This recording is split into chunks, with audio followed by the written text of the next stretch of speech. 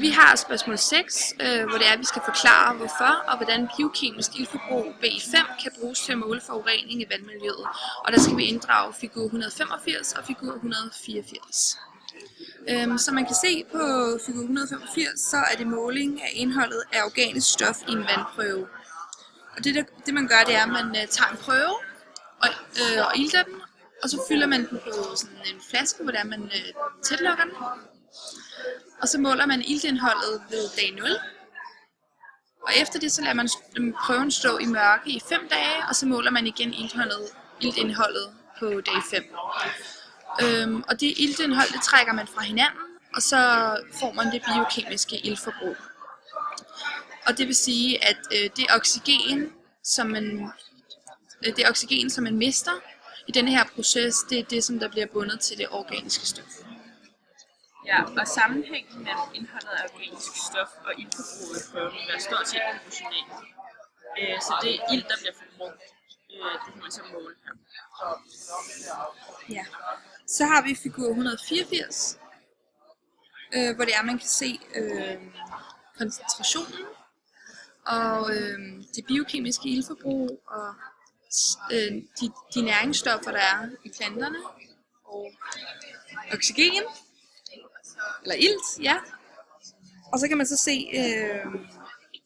de forskellige dyr i vandet.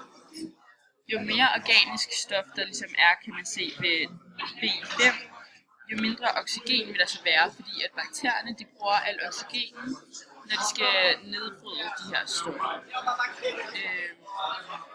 Så man kan se, at mængden af de her forureninger, den går omvendt af mængden af oxygen i vand.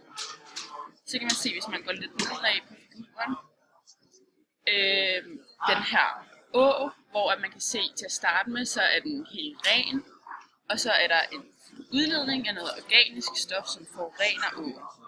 Så kan man se en hel masse bakterier i starten, som ses som de her små prikker.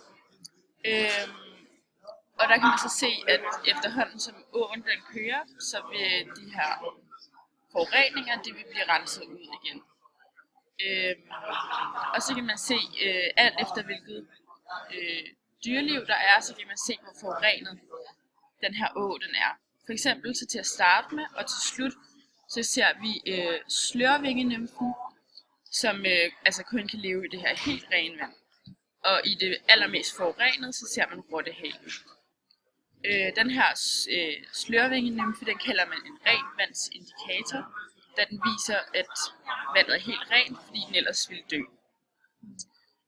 Rottehalen, den kalder man en forureningsindikator, fordi at den kun kan leve her i det her meget forurenede vand. Og den kan ligesom få sit ilt ved, fordi den har den her hale, som der ligesom gør, at den kan gå op over vandet og ånden.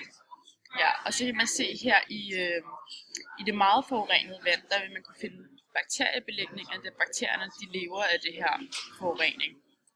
Og så lidt længere henne, så vil man kunne finde en masse alger, da de også vil gro rigtig godt af nogle af de her organiske stoffer. Og så kan man se lidt længere henne endnu, så vil det være øget plantevækst.